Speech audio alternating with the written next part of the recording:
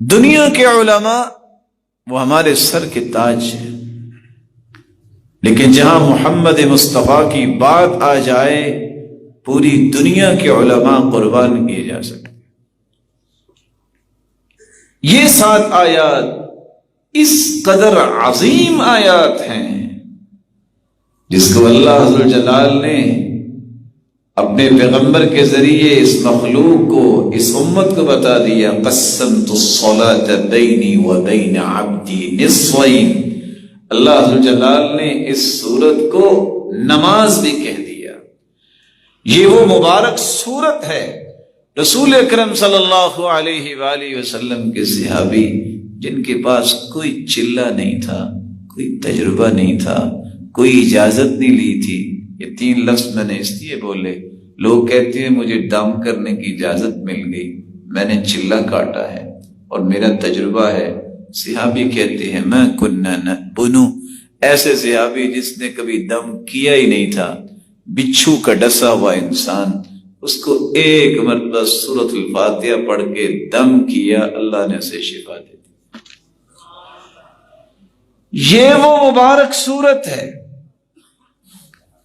حدیث کہتی ہے کہ ہاتھ پاؤں بندھے ہوئے تھے،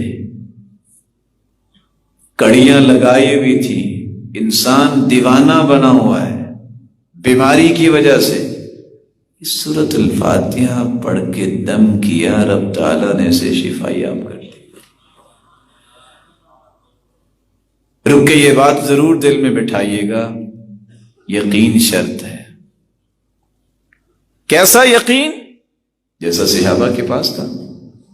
صرف صحابہ کے پاس نہیں، آج بھی کتنے لوگوں کو یقین ہے۔